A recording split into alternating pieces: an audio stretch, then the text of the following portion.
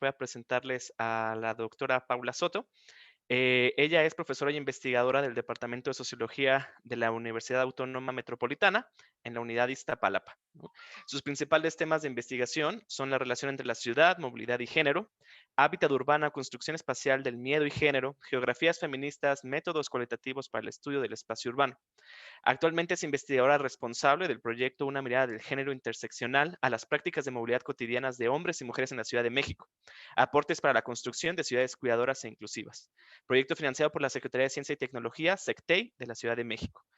Doctora, vamos a ceder ahora sí que micrófono y pantalla a usted. Y de nuevo, muchísimas gracias siempre por su disponibilidad en estas áreas de generación del conocimiento y compartir todo su conocimiento con nosotros y nosotras. Hola, buenas tardes. Muchas gracias, Sergio, por la invitación, por el espacio, porque veo que hay varias caras y pantallas conocidas. En estos tiempos ya no son caras conocidas, sino que son pantallas conocidas y me da mucho gusto porque también me siento como en casa para compartir algunas reflexiones, algunas cosas seguramente ya las hemos conversado en otras instancias, pero espero que sea un aporte para el trabajo de ustedes, para sus propios caminos de analíticos sobre esta relación tan importante entre el género y la movilidad. Voy a compartir una presentación. Quiero decirles que para el día de hoy me propongo centralmente tres cosas que son, por una parte, ubicar un debate que es conceptual, que es teórico, pero que se alimenta fuertemente de eh, anotaciones empíricas sobre cómo se ha ido construyendo esta relación entre género y movilidad, y tengo que decir que es una reflexión situada disciplinariamente desde las geografías feministas, que son un campo y un saber que se ha venido construyendo críticamente dentro de la disciplina geográfica y que ha encontrado en la movilidad una de las ejes de discusión más relevantes para pensar en las desigualdades de género en las ciudades. En segundo lugar, quiero pensar esta importancia entre el género y la movilidad en el contexto de los ODS, fundamentalmente poniendo atención en dos de estos objetivos que sirven como de contexto para, sobre todo, reposicionar la importancia de considerar las necesidades de las mujeres por una parte, pero al mismo tiempo de pensar en las necesidades de las mujeres en relación al transporte y la movilidad. Y en tercer lugar, quiero darles solo algunos de los datos de la última investigación que realizamos el año 2019, que fue en los Centros de Transferencia Modal, que es un estudio que financió el Banco Interamericano de Desarrollo para ver en la práctica cómo es que estos conceptos pueden ser aplicados a la investigación y cómo pueden variar los resultados que uno obtiene pensando desde una perspectiva de género feminista. En ese sentido, me parece que una cosa interesante, y esto es solamente como es casi mi parte como evangelizadora, porque creo que la movilidad tiene que estar vinculada a la ciudad, la discusión sobre la movilidad no puede desvincularse de cómo están construidas las ciudades, y sobre todo desde la dimensión espacial que tienen esas ciudades, que muchas veces queda como un telón de fondo, queda como un elemento que no se problematiza, como si la ciudad está dada por hecho y por lo tanto no tenemos que pensarla. Y en ese sentido, creo que el género crea una diferencia cuando hacemos análisis urbano. Voy a mencionar solo cuatro, pero hay varios más elementos que pueden ser útiles para pensar los espacios urbanos desde una perspectiva de género. La primera es que el espacio no es neutro.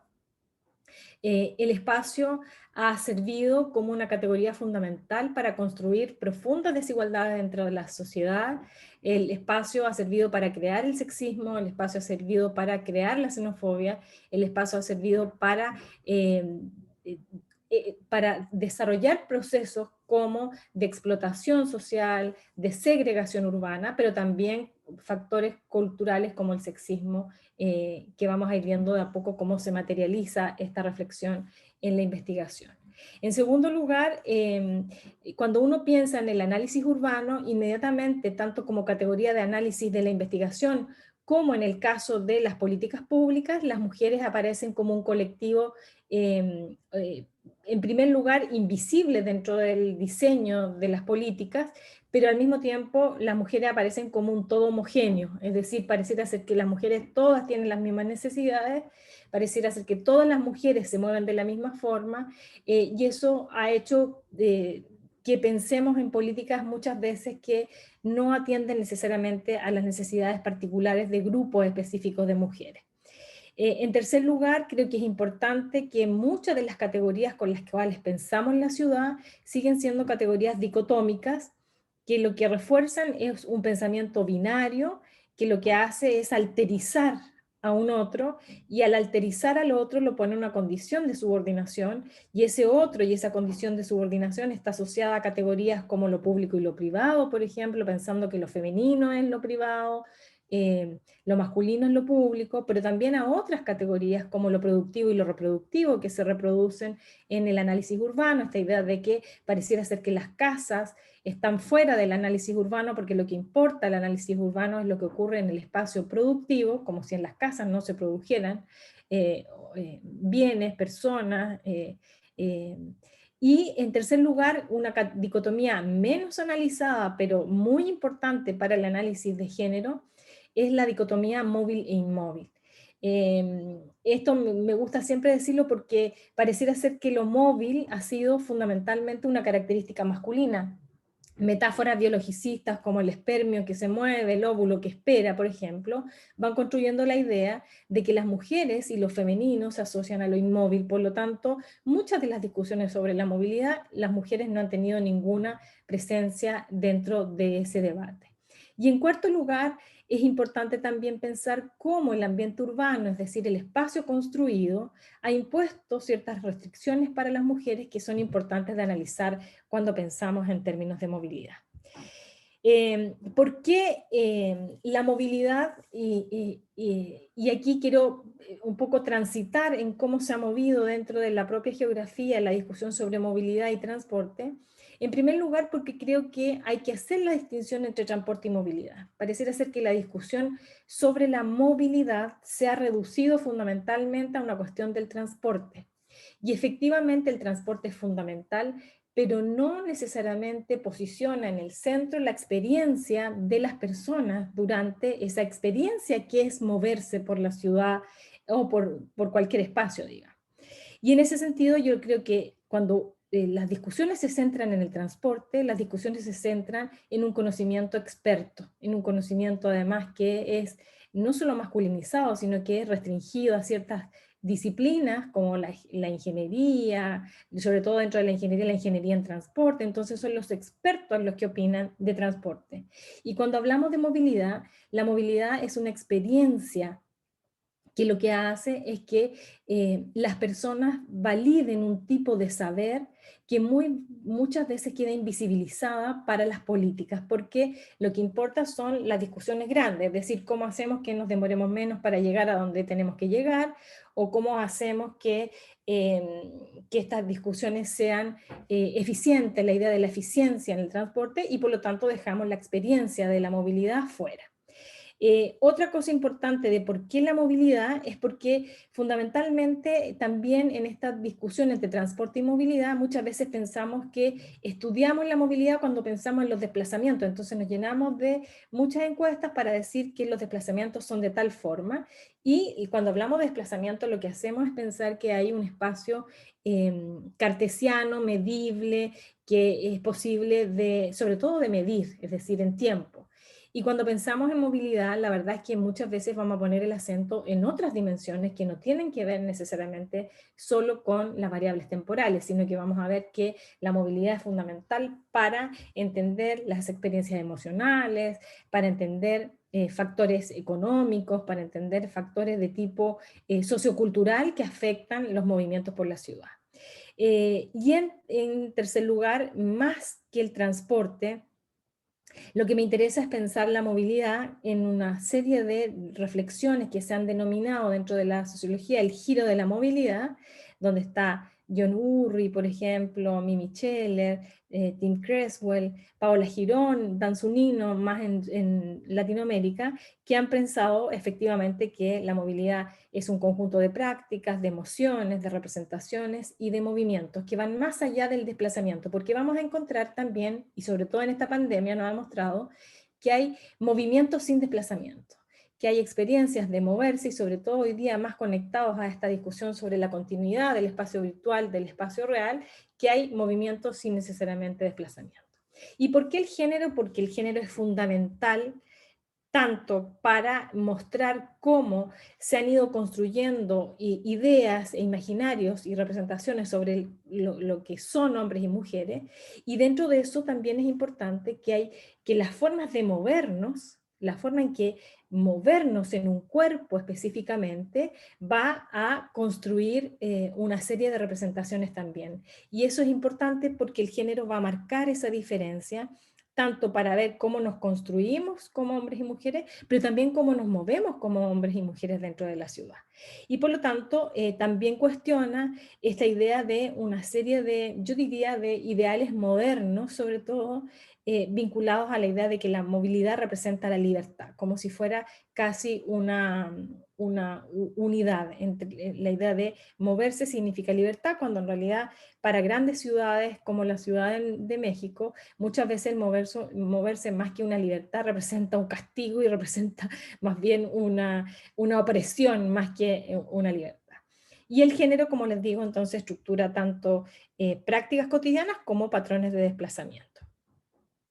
Aquí es importante entonces que se visibilizan dos proyectos distintos, mientras algunos piensan sobre todo en la relación entre mujeres y transporte, hay otras tendencias que empiezan a pensar el género y la movilidad. ¿Cuál sería la diferencia? Que la noción de mujeres y transporte estaría más ligada a los patrones de desplazamiento, que es una necesidad. Yo creo que en América Latina el proyecto de mujeres y transporte ha sido fundamental para visibilizar datos, para mostrar cuáles son esos patrones diferenciales, para encontrar de alguna forma argumentos tanto para la política pública como para la investigación, para mostrar que efectivamente es una cuestión necesaria de poner en el centro.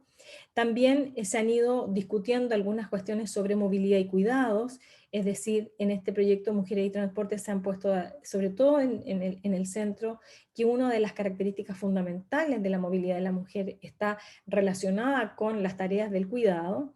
Y en tercer lugar, sobre todo la idea del encadenamiento de viajes, que está asociado a estas tareas reproductivas que tienen un efecto fundamental dentro de la vida pública.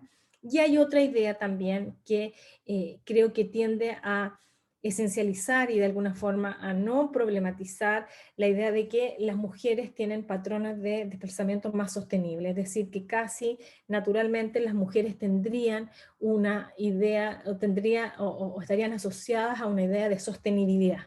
Eso me parece que hay que problematizarlo un poco más. Y por lo tanto, el género y la movilidad se ha movido más bien hacia esas dimensiones socioculturales que se construyen en la relación entre lo femenino y lo masculino, donde por ejemplo el miedo y sus efectos en la movilidad es uno de los temas más importantes de discutir el género y la movilidad, porque pone en el centro una experiencia fundamental, que es la experiencia emocional que puede llegar a producir el moverse dentro de la ciudad.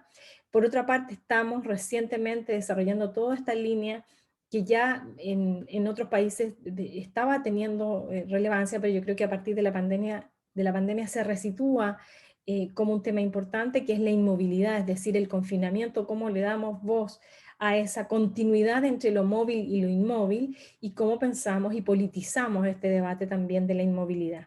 Y también dentro del género y la movilidad, entonces empezamos a pensar en cuerpos, empezamos a pensar en subjetividades, empezamos a pensar en identidades, en agencias que se mueven dentro de la ciudad. La reproducción social, o sea, la discusión de los cuidados dentro del margen más grande de la reproducción social, entonces se traslada a este proyecto del género y la movilidad. En ese contexto, ¿por qué es tan importante pensar los objetivos del desarrollo sostenible? Porque yo creo que dan un contexto, y que den un contexto significa que podamos pensar en que al menos se han visibilizado dos cosas. Los ODS, yo creo que en relación a la discusión que estamos teniendo sobre movilidad y género, visibilizan dos cosas. Por una parte, que la eliminación de la violencia en contra de las mujeres se da no solo en los espacios privados, sino que también en los espacios públicos.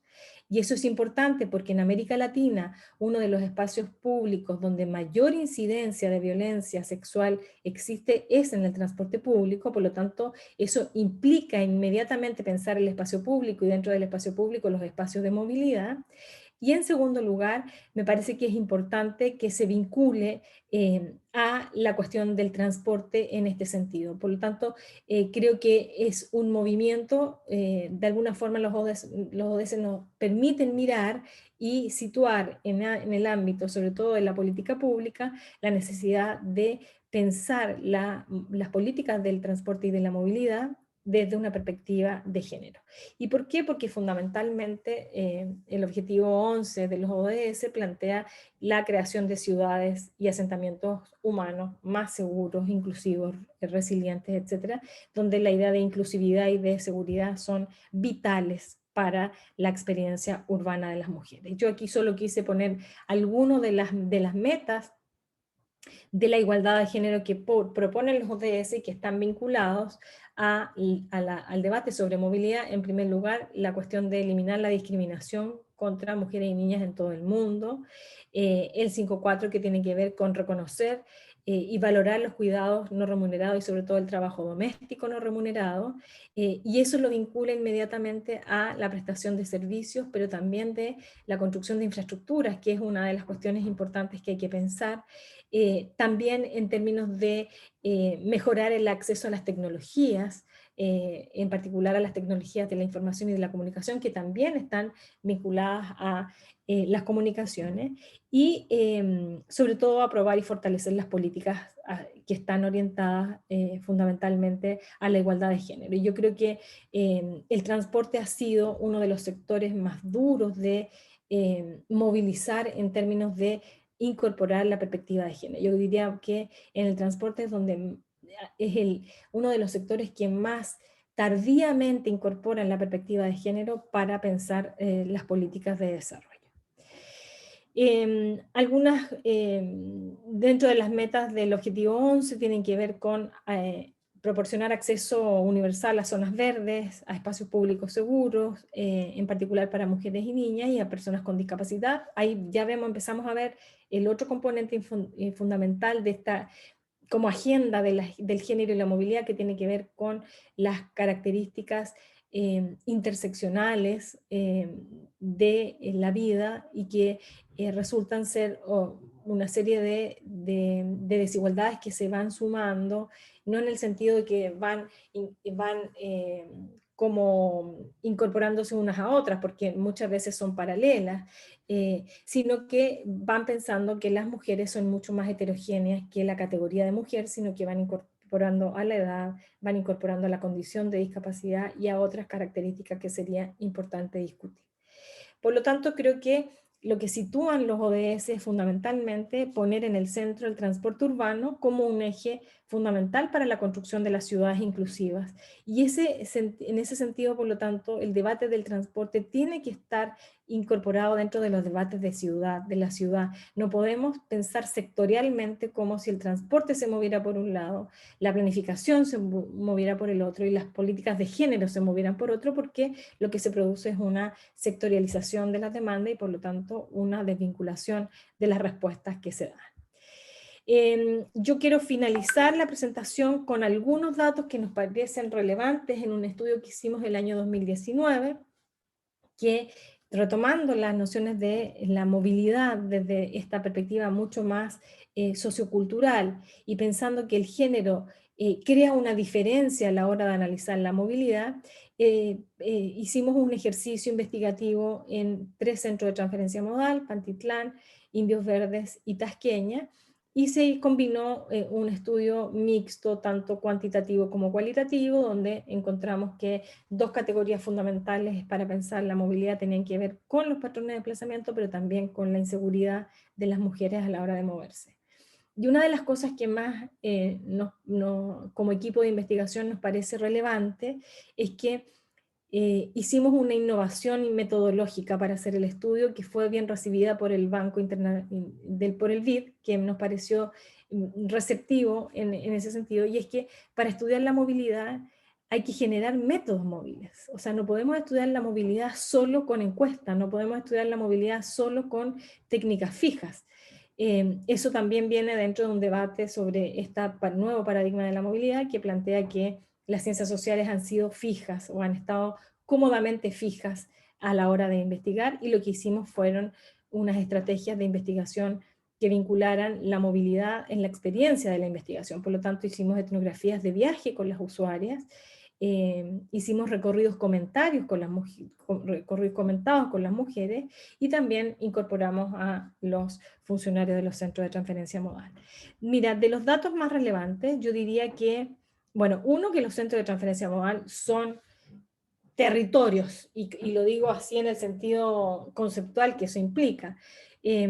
Son territorios donde millones de personas diariamente se transfieren a distintos modos de transporte, pero donde van construyendo una experiencia de viaje que es muy significativa. Y uno de los hallazgos, les comento inmediatamente, que más impacto produjo, es que los centros de transferencia modal no son necesariamente flujos de personas, si son espacios para estar, son espacios para esperar, son espacios para cuidar, son espacios que muchas veces para quien diseña el espacio del centro de transferencia modal, piensa en flujo, mucha gente moviéndose, y la verdad es que también hay experiencias que se vinculan con el estar en ese lugar. Por lo tanto, cambia completamente el sentido si es que lo pensamos en esos términos. Los centros de transferencia modal que fueron un poco pensados para ser nodos dentro de la ciudad de múltiples formas de transporte, se han transformado en nodos de otras servicios y de otras necesidades, como por ejemplo la de el comercio, la alimentación, el juego, y la conexión con nuevos, entre comillas nuevos, modos de transporte como es la bicicleta. De los datos, en realidad no hay nada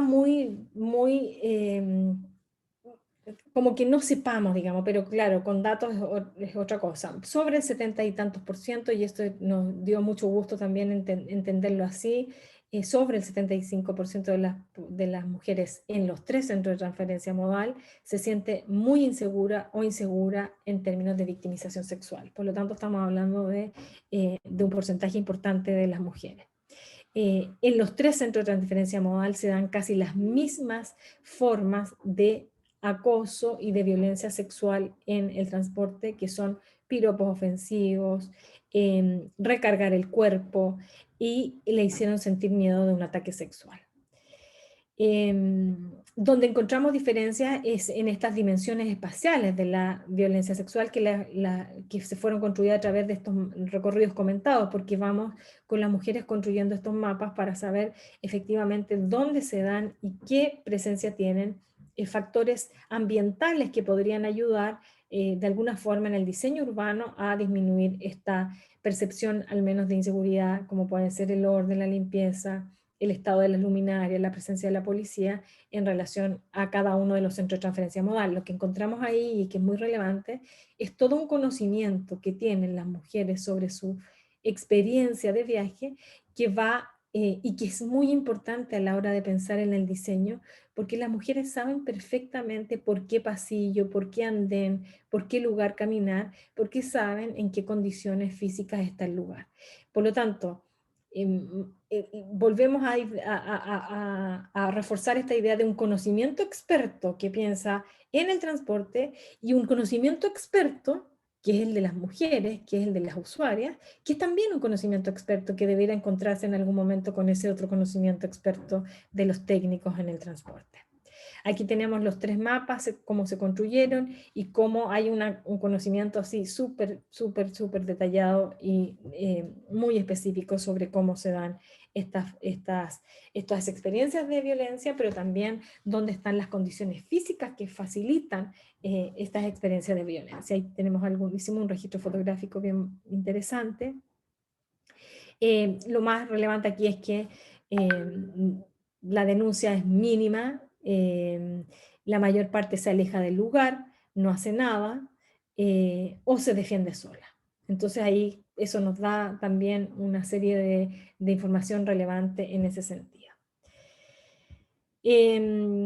Con respecto a la movilidad propiamente tal, aquí me gustaría sobre todo reforzar una cuestión que es muy importante y es cómo las tareas del cuidado afectan fundamentalmente la vida pública. Es decir, hemos creído tanto y estamos tan binarizados en la forma de pensar que pensamos que el cuidado ocurre en el espacio doméstico, pero en realidad el cuidado es una tarea en movimiento.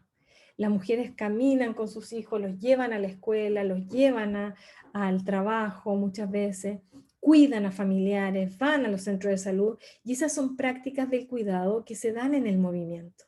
Y por lo tanto es bien importante ir visibilizando qué tipos de modos de transporte se dan para estas tareas del cuidado. Y aquí encontramos, a mí la que me llama más la atención es que para acompañar a un niño a la escuela, en Tasqueña, por ejemplo, el 30% lo hace caminando. Es decir, ahí hay una idea, y también en el caso de Pantitlán, que es del 48%, es decir, se acerca casi al 50% de la mujer. Hicimos una encuesta representativa en cada uno de los CETRAM con universos y muestras separadas. Y el 50% en Pantitlán dice que camina para llevar a un hijo a la escuela, camina para cuidar a un niño, y la otro transporte público lo usa para visitar a un familiar, para hacer trámites, para acompañar a un familiar al médico. Y en el caso de Dos Verdes también el 35% camina. Por lo tanto, también tenemos que pensar cómo las políticas de movilidad incorporan la infraestructura peatonal a la hora de pensar en términos de género, porque claro, el transporte público es fundamental. De hecho, vimos cómo, por ejemplo, el vehículo particular se utiliza mucho más en Tasqueña que en Pantitlán o que en Indios Verdes, pero también vemos que es importante cómo el caminar se transforma en un modo fundamental para ciertas tareas. Compras, acompañar a los hijos a la escuela, son dos de las tareas más importantes que permiten comprender esa necesidad.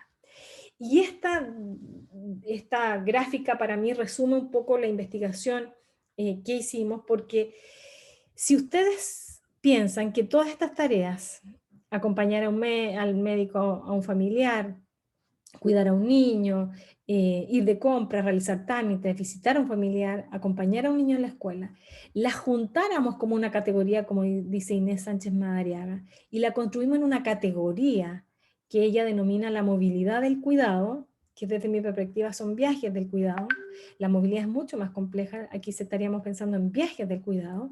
Tenemos que se transforma en la segunda prioridad de viaje para las mujeres en los 3 centros de transferencia modal. Es decir, que la segunda prioridad de viaje no es después de trabajar. Trabajar sigue siendo el más importante, pero después de trabajar generalmente es estudiar.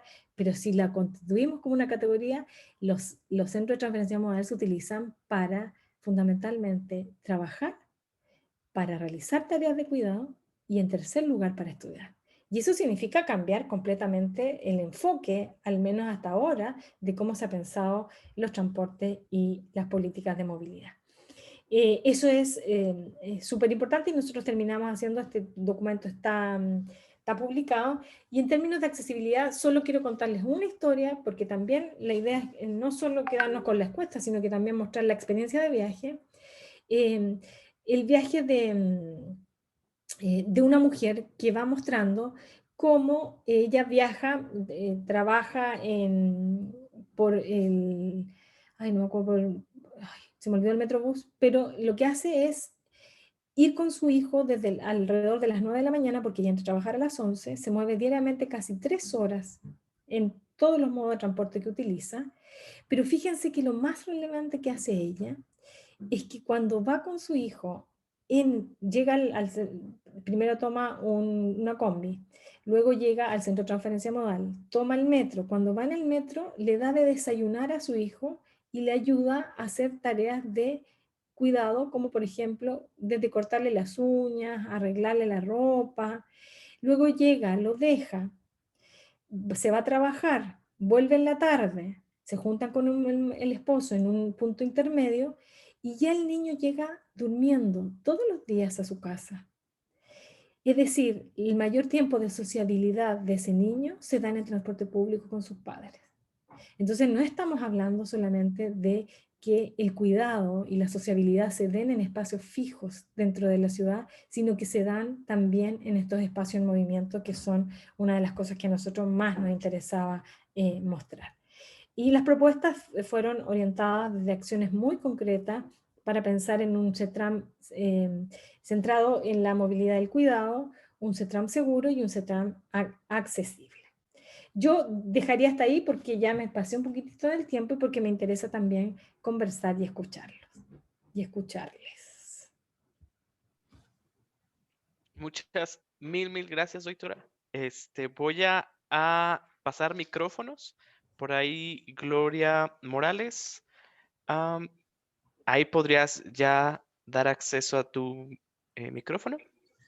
Muchas gracias, Sergio. Muchas gracias, Paula. Una disculpa desde ahorita. Me presento Gloria Morales de la Universidad Autónoma de Sinaloa. Soy profesora. Una disculpa de antemano porque te voy a bombardear con varias preguntas. La primera básica es, comentabas que estaba disponible el documento. Quisiera saber dónde para consultarlo. Esa es una. La otra es, en cuanto a la metodología, comentaste que utilizaron en la encuesta caracterizada. Me gustaría saber cuáles fueron las caracterizaciones, los indicadores dentro de la encuesta. Entiendo que no fue el único instrumento y entonces eso me lleva a la siguiente pregunta, que sería cuál fue el instrumento que utilizaron para el espacio público dentro del transporte público, ¿no? O sea, si fue el mismo de la encuesta, y si sí, entonces cómo fue la dinámica, ¿no? Uh-huh. Y el otro es si encontraron patrones de incidencia violenta en los puntos de los espacios públicos, en los que se sentían ellas agredidas. Y esas son mis preguntas. Muchas gracias por tu presentación. ¿Cómo lo hacemos? ¿Recuperamos unas 3 o 4 preguntas? Y luego, Sí. ok. A ver, Gloria. Si quiere, recibo unas 2 o 3 preguntas. Bueno, sobre la caracterización de la encuesta. No, O sea, sí, ¿cuál es? Gloria. No, la tuya la entendí. Yo digo que Perdón. recibo 3 preguntas de 3 participantes para que Será ahí puedan... como el clúster, ¿no? Exacto. Sí. Perfectísimo. Entonces, pasaría el micrófono a Alma y posteriormente a Gabriela. Alma, estoy dándote acceso a tu micrófono. Sí, nos ayudas con tu pregunta. Ahí está, gracias. Bueno, muy agradecida con toda la información que nos ha proporcionado la maestra Soto, Paula Soto. Soy Alma Angelina Gutiérrez, estoy acá en Hermosillo, Sonora, y coordino el colectivo Mujeres en Bici, HMO. En base a eso es una sugerencia, solicitud muy respetuosa a partir de esta nueva normalidad en la que estamos ahora viviendo, el mundo entero y acá también, por supuesto. Yo sugiero que estaba muy contenta cuando le escuché a maestra decir que la movilidad no debe centrarse solo en el transporte. Hasta ahí dije, vamos muy bien. Pero de pronto me entró una duda. Nosotras acá hemos adquirido o utilizado ya la bicicleta como medio de transporte. Mi sugerencia, petición es, ¿por qué no empezar a hablar cuando mencionamos el transporte público, agregarle transporte público masivo? Porque transporte público también es la bicicleta, son plataformas digitales, es decir, tenemos una gama de transporte público y esa sería solo mi solicitud. Si fuera posible que nos refiriéramos al transporte público masivo cuando hablemos de camiones urbanos o metro, porque también la bicicleta es un medio de transporte. Gracias y disculpen la sugerencia. Mil gracias, Alma. Y le doy acceso al micrófono a Gabriela de la Torre. Creo que ahí puedes dar. Hola, buenas tardes a todas y a todos. Hola, Paula, mucho gusto saludarte otra vez ahora por acá con la invitación que ya llega por los compañeros y las compañeras. Yo tengo varias preguntas y también varias preocupaciones porque yo soy Gabriela, trabajo en el IMEPLAN, en el área metropolitana de Guadalajara, y parte de mi trabajo es transversalizar la perspectiva de género en pues, planes metropolitanos de ordenamiento territorial o de movilidad. Entonces, uno de los retos más grandes que estamos teniendo es la apropiación de la transversalización del enfoque de género, pero no solo eso, sino que ahorita el reto en el que estamos es en poder transversalizar el enfoque de género, de inclusión y de diversidad en el Plan Integral de Movilidad Urbana Sustentable. Y pues vemos que hay como una brecha de conocimiento muy grande en el tema LGBT, sobre todo, no, como que no hay una caracterización o no sabemos cómo abordar, porque justo estamos discutiendo cómo incorporar estos enfoques en cada una de las temáticas del PIMUS, que es desde el transporte público, bicis, transporte informal, autobuses, logística urbana, movilidad peatonal, seguridad vial. Entonces, creo que tratar de integrar un enfoque transversal de estos tres enfoques es un reto, pero me gustaría saber, en términos de tu experiencia, cómo podríamos incorporar estos enfoques ya aplicados en política pública, porque si apenas estamos logrando que se incorpore el tema de género, de repente siento que estamos dejando de un lado otras perspectivas que nos han compartido algunas o algunos compañeros de la población LGBT, como todo este tema de la percepción de la inseguridad o del miedo de manifestar su orientación sexual en los espacios públicos por un tema de violencia. Entonces, como que sabemos que de cierta manera la perspectiva de género y algunos enfoques pueden ser complementarios como un concepto paraguas que puede hacer como sistemas más accesibles o puede contemplar muchas características para la movilidad, pero seguimos sin saber cómo con esas características muy peculiares que se cruzan entre el tema de la interseccionalidad y la intermodalidad, ¿no? O sea, ¿quién es la mujer ciclista o quién es el hombre ciclista?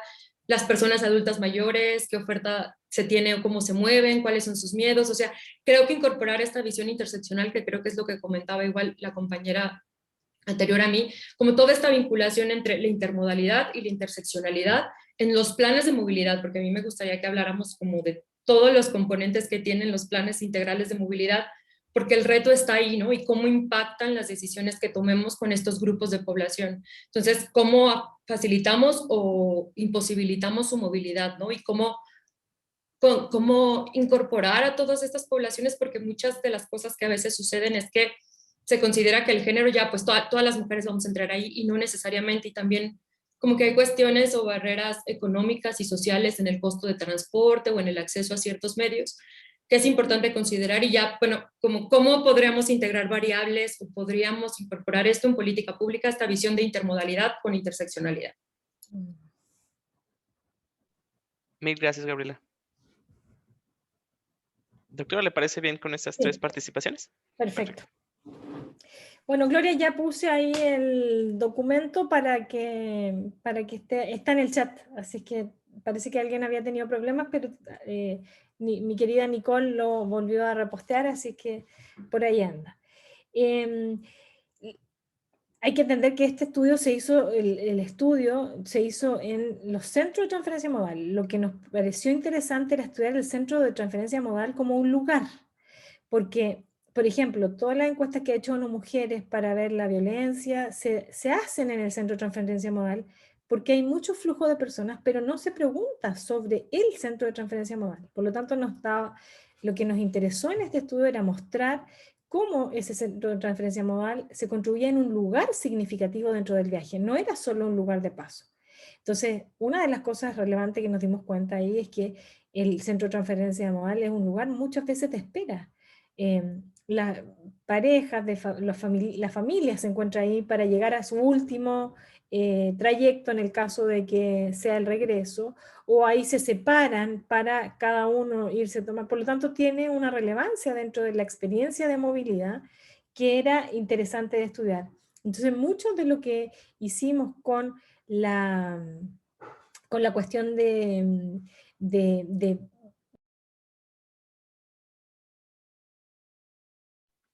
Doctora, ¿se apagó su micrófono? Ay, sí, yo no sé Sí. por qué se apagó. Creo que fue error mío, disculpe. Me apagó, Sergio. Eso no es un acto fallido. No. No, una broma. Entonces, mucho de lo que vas a encontrar ahí es cómo ese lugar puede tener ciertas dimensiones, o sea, cómo dentro del propio CETRAN hay una serie de lugares, que eso es otra cosa. Pensamos que también los modos de transporte son un homogéneo, es decir, pensamos en el metro y pareciera ser que el metro fuera un solo lugar, cuando hay una serie de microespacios que son muy relevantes y que tienen incluso condiciones físicas, sobre todo para el pensar el acoso, que es diferencial espacialmente.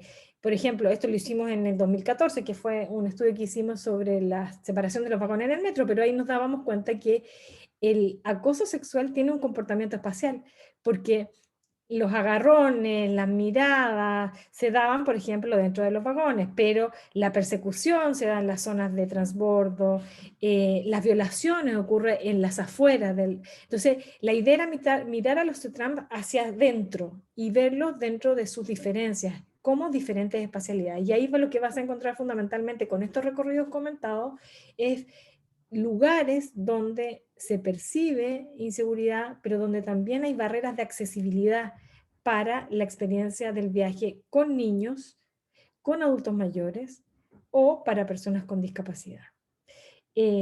Ahí, por lo tanto, hay una diferencia metodológica. Una cosa es lo que uno pregunta en la encuesta, que lo que preguntábamos fundamentalmente era qué tipo de viaje relacionado con qué tipo de modo de transporte. Preguntamos sobre inseguridad, qué lugares, dónde y qué tipo de acoso habían vivido ahí. A las etnografías móviles. La etnografía móvil fue tomar a las mujeres, acompañar a las mujeres en el centro de transferencia modal y acompañarlas hasta donde llegaban en su viaje. Por lo tanto, lo que fuimos viendo ahí en el metrobús, en el metro fundamentalmente, era cómo ya iban viendo estas barreras de accesibilidad a la hora de andar dentro del transporte. Ahí, por ejemplo, nos encontramos con el caso de una mujer que viajaba una vez al mes a hacerse un tratamiento para el cáncer, llegaba a Tasqueña, tomaba el tren ligero para llegar a Tasqueña, de Tasqueña tomaba el metro, luego del metro tomaba una combi para llevar a un hospital, pero era como ella, con una enfermedad como el cáncer, tenía que moverse dentro de los distintos modos. Y ahí encontramos que hay, claro, barreras de accesibilidad que tienen que ver con la accesibilidad física, pero también hay otras accesibilidades que tienen que ver con estas dimensiones más emocionales, con estas dimensiones más de salud que pueden afectar ese viaje. Por lo tanto, son instrumentos completamente distintos lo que se preguntó en la encuesta y lo que se hizo en los acompañamientos que configuraron las etnografías móviles. Ahí en realidad era más bien acompañar a las mujeres e ir encontrando qué barreras de accesibilidad iban teniendo durante ese viaje. Alma, claro que sí, yo estoy plenamente de acuerdo contigo, hablamos más bien de transporte masivo. En el caso de, nosotros hicimos en la encuesta la pregunta de si había bicicleta, si las mujeres usaban la bicicleta, y lamentablemente los datos, esto fueron en 2019, puede haber una variación ahí, pero en ese momento la tenencia de bicicleta era muy baja en estos tres centros de transferencia modal, o sea, las personas que vivían cerca de los centros de transferencia modal, y las bicicletas eran muy poco utilizadas, sobre el 1 o 2% lo utilizaban las mujeres, y las bicicletas eran utilizadas fundamentalmente para tareas de cuidado, como acompañar a los niños a la escuela fundamentalmente. Pero se usaba en estos centros de transferencia modal más el caminar para esas tareas más que la bicicleta. Efectivamente, la bicicleta es un medio de transporte público, pero tiene un sesgo y una segregación bastante importante porque está localizada en solo algunas zonas de la ciudad y son no necesariamente las zonas periféricas que nosotros estudiamos. Por lo tanto, ahí hay diferencias que yo creo que no solo son de género, sino que son también de clase, que hacen que el uso de la bicicleta sea muy diferencial en las zonas más periféricas de la ciudad. Gabriela, me encantaría tener una respuesta. Yo creo que lo que existen son súper buenas prácticas de ordenamiento territorial. Hay varios ejemplos en Madrid, en Bogotá, de ordenamiento territorial con perspectiva de género, pero yo creo que hay que pegarse el salto de buenas prácticas a buenas políticas. O sea, estas prácticas como aisladas como buenas, que uno retoma y que dice, sí, son buenas prácticas, pero no hay unas buenas políticas que integren de manera, tal como tú dices, integral la perspectiva de la inclusión, la perspectiva interseccional. Yo creo que ahí, o sea, yo no me imagino la construcción de un plan de ordenamiento territorial sin las personas. Por lo tanto, lo que es como hay que hacer el mismo recorrido que se hizo con las mujeres a la hora de pensar en esto, que fue en algún momento empezar a preguntarle a las mujeres, empezar a preguntar, empezar a construir instrumentos, empezar a conocer ese saber experto que tienen, en este caso la población LGTBIQ+, necesitamos saber cómo viajan, qué características tienen esos viajes, y no hay otra forma de saberla que no sea preguntándoles directamente. Por lo tanto, yo diría, en este momento quizá, Gabriela, lo mejor es construir un buen diagnóstico, que permita pensar en una acción más planificada, pero en este momento, con tan poca información, deberíamos pensar en cómo construir realmente un saber o recuperar o retomar el saber que tienen las personas de distintos colectivos y que puedan incidir en el diseño de las políticas, que es como el camino que se ha avanzado con las mujeres. Yo creo que efectivamente cuando algunas personas dicen un espacio seguro para las mujeres, seguramente lo es para una población LGTBI, para los niños, para las niñas, yo diría, no lo sabemos. Yo no creo que se pueda dar, por supuesto, eso, porque no conocemos las necesidades específicas de niños y niñas un poco más, pero de población LGTBI yo creo que sabemos muy, muy, muy, muy poco, por no decir nada. Por lo tanto, creo que ahí hay que hacer ese ejercicio de trabajos colaborativos, de diagnósticos participativos, de reconstruir desde abajo ese saber y validando como un saber, validándolo como un conocimiento que es necesario a la hora de pensar. Pero me parece que tú estés en ese lugar, que tengan a la Libertad Zavala ahí liderando, sin duda es además un espacio donde es posible construir algo distinto. Entonces están las condiciones, ahora es cómo combinar esas condiciones con los saberes y con los conocimientos que se puedan retomar desde estos grupos más específicos, que yo creo que son necesidades que pueden ser similares a las de mujeres, pero hay otras que no necesariamente son así. Mil gracias, doctora. Tenemos una manita levantada de Paula Gómez. Paula, un gustazo tenerte por acá. Voy a hacerte acceso al micrófono. Hola. Ahí ya me escucho. Sí. Muchas gracias, Sergio. Hola, Paula, una maravilla poder escucharte y sobre todo, pues, un poco sentirnos acompañados con esta sesión. Les compartimos que en la alcaldía estamos a punto de iniciar un taller que está justamente dedicado a mujeres para, digamos, cómo puedo yo como mamá complementar este viaje de cuidado. Entonces, ¿cómo puedo llevar a mis hijos o a mis sobrinos o a quien sea, ¿no? A mis nietos en la bicicleta? O sea, justamente todavía está esta barrera que también comentaba Alma y que pues tú lo decías, ¿no? Es bien complicado que las mujeres realmente empiecen a considerar la bicicleta como una opción real de traslado por el tipo de viajes que normalmente se realizan, ¿no? Entonces, pues buscando esta manera de dar una respuesta, ¿no? De ir ahí explorando, porque pues la verdad es como también lo dices, ¿no? Hay todavía muy poco pues, conocimiento, poca investigación, pero sin embargo, pues estamos explorando esta posibilidad de generarle seguridad a las mamás. Lo vamos a hacer en conjunto con Bicitecas, un poco un ejercicio de cómo puedo llevar a mis niños en bicicleta de manera segura y pues además que las mujeres que participen en estas primeras sesiones se vuelvan replicadoras, ¿no? Entonces, pues sí, me gustaría mucho que tú nos pudieras, si tienes alguna idea, perspectiva o algo que nos pudiera complementar, pues sería muy valioso. Gracias. Perfecto. ¿Hay otra pregunta, Sergio? Mil gracias, Paula. ¿Alguien más tuviera alguna pregunta? Que si quisieran levantar la mano. Sí. Mónica, Marcela, te doy acceso en este momento a tu micrófono. Gracias. Hola, ¿qué tal? Gracias. Mónica, ¿ahí puedes acceder de nuevo? No se escucha. Ahora sí. Ahora sí, ok. Sí. Bueno, muchas gracias. Mucho gusto. Encantada de estar en este grupo y de informarme de todas estas cosas tan interesantes. Muchas cosas que yo, inclusive palabras que desconocía, y bueno, muy interesante saberlo. Lo que yo veo en todo este recorrido de esta modo de transporte, de este transporte público, de este caminar en nuestra ciudad, de movernos en nuestra ciudad de un lugar para otro para diferentes actividades, es ¿qué nos cuentas de esos puntos de encuentro? Yo creo que estar hablando de ancianos que tienen que descansar, de hablar también de gente con discapacidad, de madre con algún hijo o con muchos hijos, o de muchos hijos solos, o de jóvenes inclusive que van juntos a una secundaria preparatoria.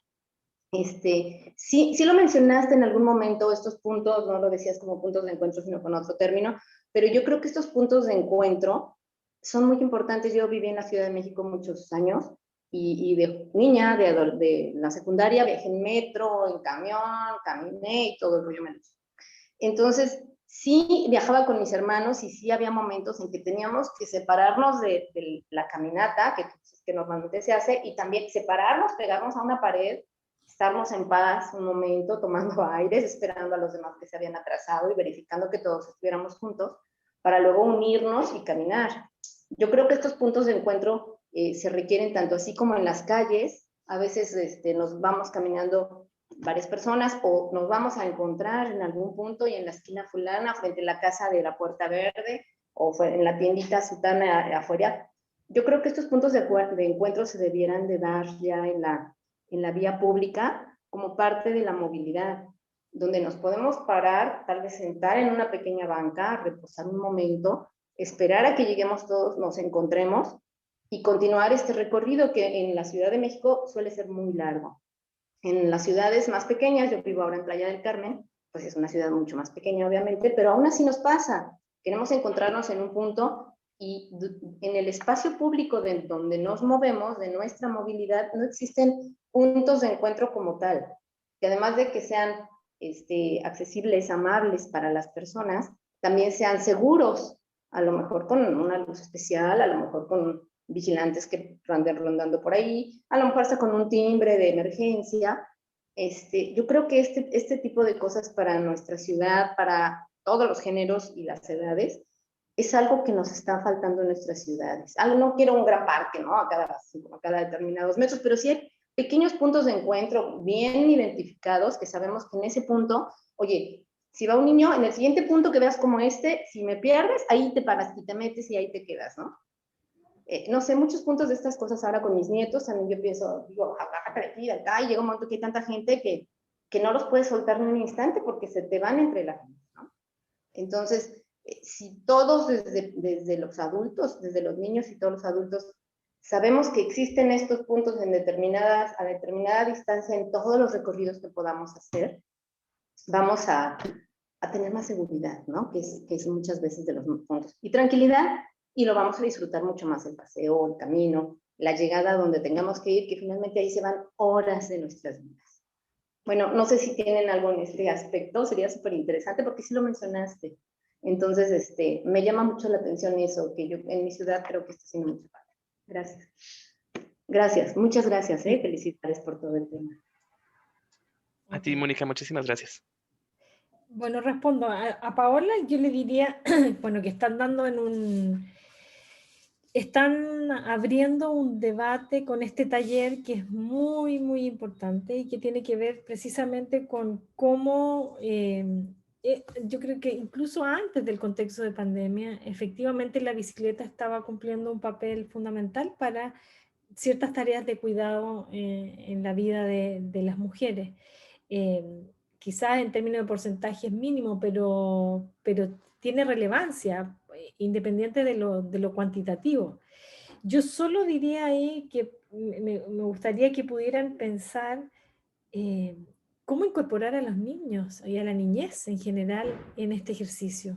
No solo cómo las mamás se sienten más seguras llevando a sus hijos, o a sus hijes, sino cómo los niños se sienten más seguras y seguros viajando en bicicleta. Es decir, yo creo que efectivamente, y te lo digo como mamá, en realidad, muchas de las ideas que yo tengo sobre la seguridad de mi hijo no son las que tiene mi hijo. Y explorar un poco la percepción de los propios niños durante el viaje en bicicleta con sus mamás les va a dar mucha más luz de lo que podrían encontrar en voces, entre comillas, expertas. Yo creo que en ese sentido el viaje experto es el de la niñez. Entonces, ¿cómo hacen que el taller no solo sea de las mamás, sino que también incorporen a los niños? Es decir, ¿qué van percibiendo? Percibir a esa estatura es percibir una ciudad completamente diferente. A lo mejor los riesgos que ven ellos no son los que ves tú cuando vas en bicicleta, porque vas en otra altura y vas teniendo una visión un poco más panorámica. ¿Qué perciben? ¿Qué colores, olores van teniendo durante ese viaje? Puede ser un conocimiento súper importante de considerar en el taller. En el proyecto que estamos haciendo con Sectella hay una compañera que está estudiando precisamente las implicancias de moverse por tareas del cuidado con la niñez. Y estamos tratando de pensar en ampliar, es decir, no solo la percepción de las mamás, porque si no quedamos otra vez, dejamos el conocimiento de los niños en una posición subordinada. Y ahí yo creo que hay muchas luces que les darán la propia experiencia y se van a asombrar de lo que puedan decir esa niñez sobre esa experiencia del viaje. Y a Mónica, claro, yo creo que tú das en un punto clave. Generalmente hemos pensado que la ciudad está separada de la movilidad, es decir, las políticas de movilidad corren por un camino y las políticas de ciudad, ordenamiento territorial, planificación urbana corren por otro. Y lo que podemos decir a partir de haber investigado, y lo que te puedo decir a partir de haber investigado varios años estas cuestiones, es que el problema no es pensar en modos de transporte. Es decir, si uno piensa en modos, la discusión se cierra. Si tú piensas en experiencias, en trayectos, en experiencias de viaje, te vas a encontrar con un mundo como el que tú dices, es decir, hay espacios en movimiento, las paradas donde uno está a veces mucho tiempo esperando que pase un micro, que pase un camión, es un lugar dentro de este trayecto de la movilidad, pero nadie piensa en eso. Los puentes peatonales que son antipeatonales y ahí muchos ya y muchas han tenido esa batalla, son parte de la movilidad. Hay una serie, cuando uno piensa en términos de movilidad, empieza a pensar en una serie de espacialidades que no estaban si los piensas solo en términos de modos. El modo, si se cierra el modo, es decir, el transporte cierra el debate. La movilidad lo abre. Y eso es lo que podría decir respecto a lo que tú dices. Claramente, si piensas en términos de movilidad, vas a encontrar unas microespacialidades que ni siquiera están dentro del registro de quién es el experto en transporte. Porque no tienen la experiencia de vivir en movimiento como lo hacemos millones de personas diariamente en ciudades tan complejas como la Ciudad de México.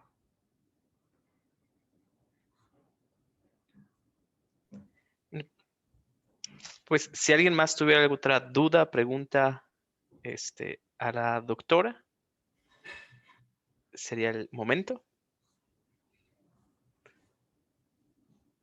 Si no, pues para agradecerle. ¿Nicole? Ok, va, Nicole.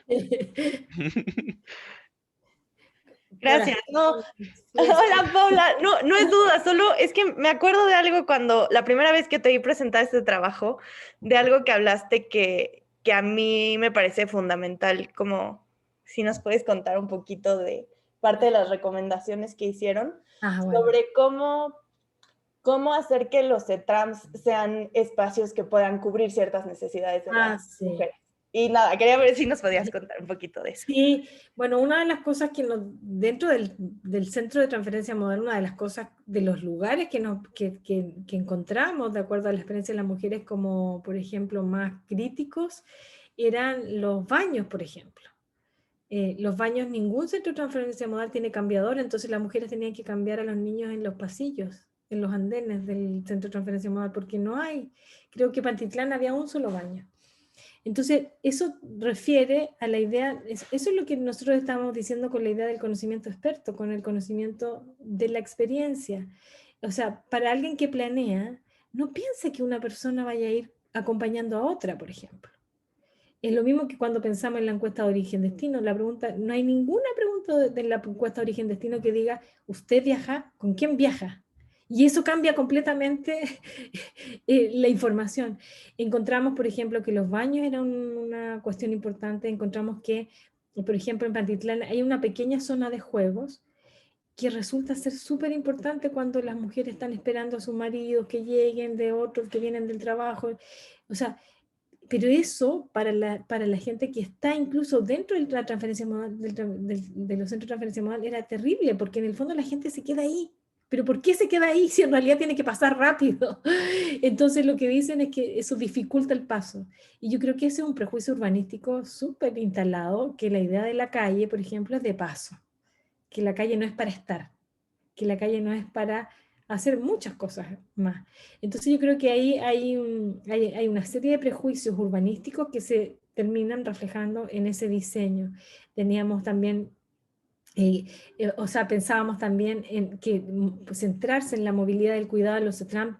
Proponíamos cosas como, por ejemplo, que estos kioscos de los trámites que hoy día son súper útiles cuando están en los centros comerciales, ¿por qué no ponen en los centros de transferencia modal? Que eso podría ahorrarle en el viaje a una mujer horas. Un kiosco ahí de trámites facilitaría, llegaría a más gente, la gente haría más fácil toda esa tramitología que implica ir pero que se instale ahí, por ejemplo.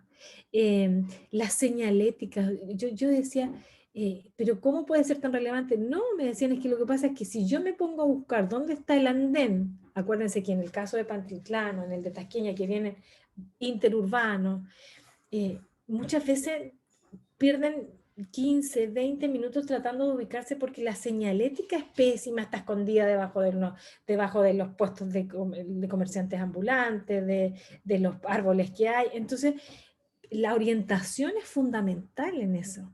Y claro, cuando andas con un niño, cuando andas con una persona a cargo, te puede demorar mucho más tiempo la cuestión de la señalética. Y lo otro que fue una cosa muy complicada, que es la cuestión del comercio.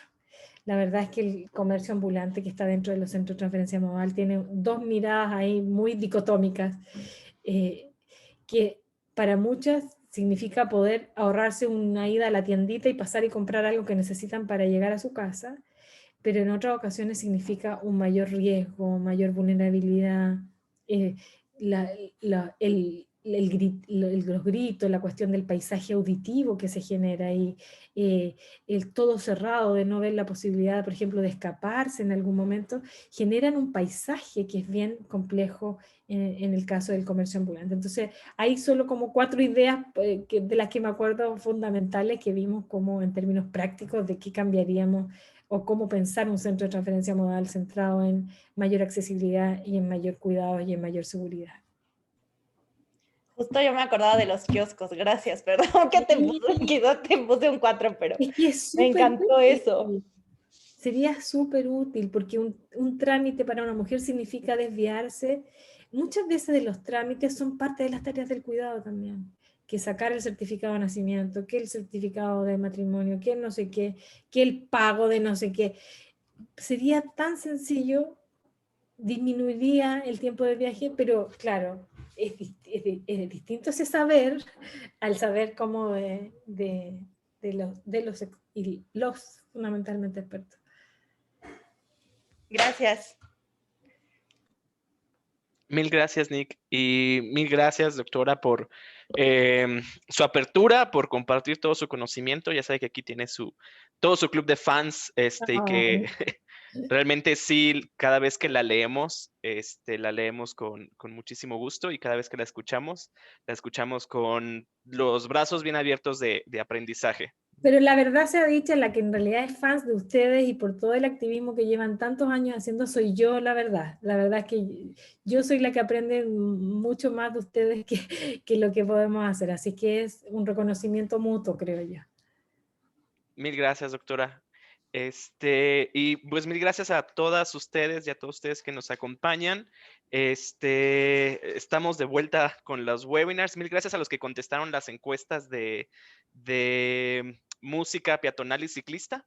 Porque con esas sesiones estamos abriendo nuestros webinarios. Y pues ahí estamos haciendo un playlist para ustedes que luego anden caminando así en modo superheroíno y superheroínas. Finalmente, pues la sesión siguiente va a ser en 15 días, el miércoles 24 de enero. Vamos a hablar con las compañeras y los compañeros de Derive Lab. Ellos nos van a hablar de prototipos de infraestructura pública para una ciudad del futuro. Ellas lo que estuvieron haciendo fue poner varios instrumentos de medición en edificios y en centros de transporte para medir ruido, calidad del aire, percepciones de seguridad, etcétera. Entonces vamos a ver un poquito cuál fue su metodología y qué resultados obtuvieron. Entonces, mil gracias a todos, doctora, de nuevo, mil gracias. Y les estaremos enviando invitaciones por correo y a través de nuestras redes sociales. Muchísimas gracias, que pasen muy bonita noche. Abrazos enormes.